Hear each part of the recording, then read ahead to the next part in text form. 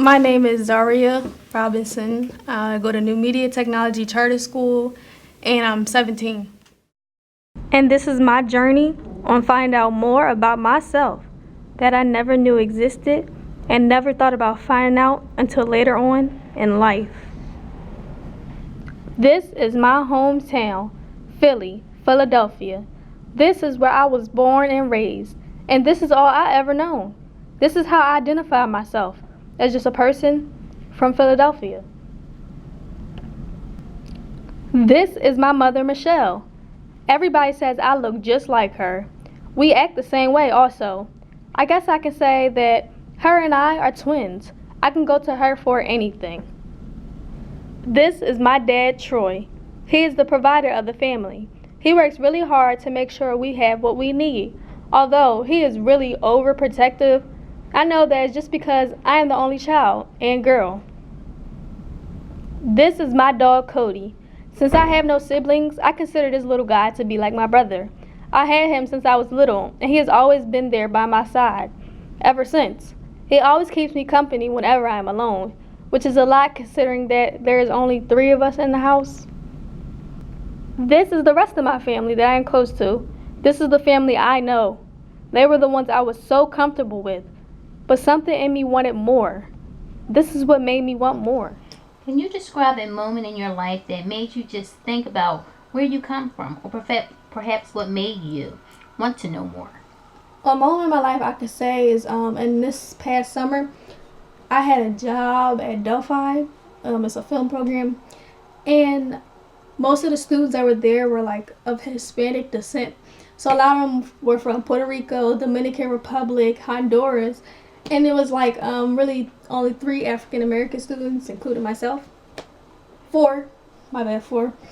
And it just made me think, like they know where they come from, they know about their family, and I don't really know nothing. Like I know I'm from Africa, but from what part, what tribe, what is my family like? They knew and I didn't, so it just made me think about it, like, what about me? The only thing that I could say was that I'm an African American from Philadelphia. A lot of us, including myself at the time, only know half of who we are. We say African American, but do you really know the African part of it? I wanted to know. I had to know. Because I was tired of only knowing half my identity and just the people around me. My opportunity came with this project right here.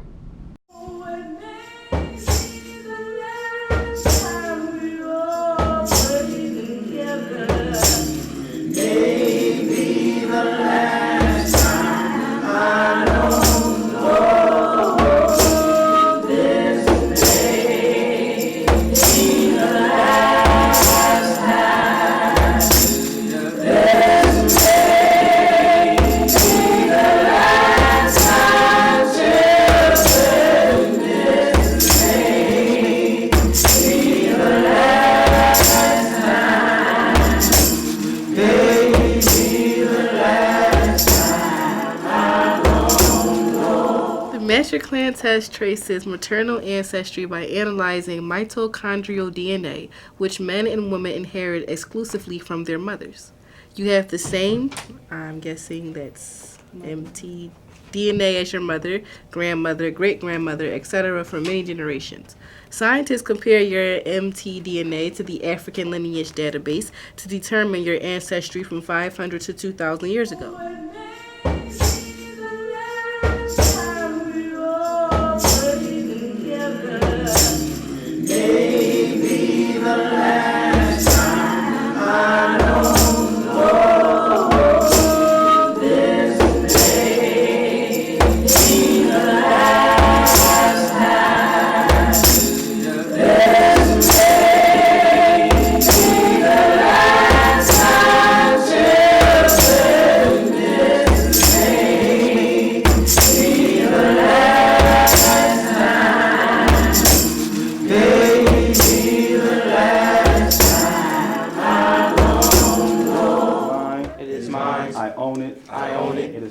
It is mine. No one can take it. No one can take it. It is mine. It is mine. I honor it. I honor it. It is mine. It is mine. And I shall die with it. I shall die with it. Yebo. Yebo. Yebo.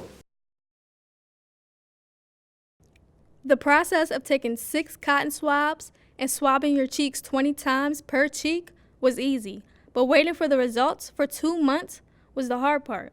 I actually learned a lot on this journey though, stuff that I never knew before.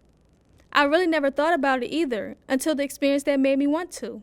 Some things I found out is that my father, he was raised by both his parents until his mother died. And then when he was older and became an adult of his own, he decided to come up to Philadelphia, PA. And when he got up here, he liked it so much, he was telling his brothers and sisters about it, and they decided to come up this way, but they didn't come to Philadelphia. They went to New Jersey. I know about where my mother family come from down South Georgia, which there's a large family. Her brothers and sisters, they all moved up here to Philadelphia. All her brothers and sisters and aunts and uncles, a lot of them still down Georgia. after the process of learning about the science of DNA and my family history, it was time to know more about my identity. Sister Z.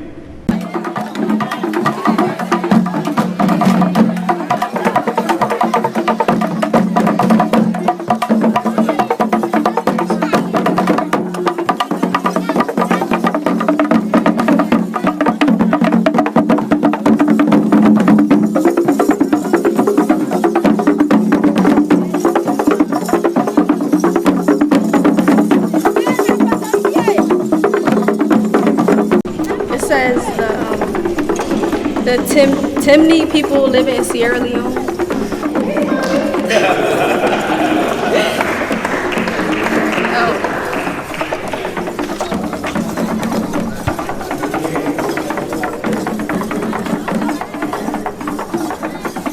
And you might find Timni spelled Timni as well. And so those spellings all go back to the Timni people. The Timni people, their biggest cash crop was rice. The people are big in terms of farming. So when it comes to farming, planting and things of the sorts, that's what they're known for, and that's what kept their system going, was their rice. Does that make sense? As somebody will go to a certain jeweler for jewelry because they knew the jeweler was always right and exact with his creation. It's the same thing with the Timni people and their rice crop. Does that make sense? And so when you start to put all of these things together, it makes perfect sense in terms of how the ma'afa or the slave trade happened. And so you begin to see pockets of what most understand as tribes. And you begin to see that these tribes that have different names actually have the same ancestors. Does that make sense? So a lot of us have the same ancestry, but you have to go and look 3, 4, 5, 6 generations. It's like being at a cookout and somebody's like, yo, what are you doing here? Like, your mom's here. And y'all been best friends and you didn't really know that you was related because y'all third cousins or something to that extent.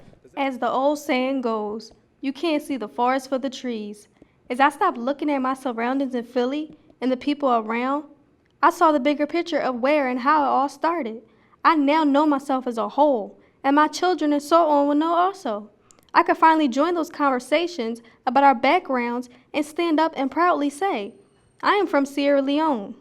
I can also now truly say, my name is Zaria Robinson, and I am an African American. Someone once said, the first name is who you are, and the last name is what you are.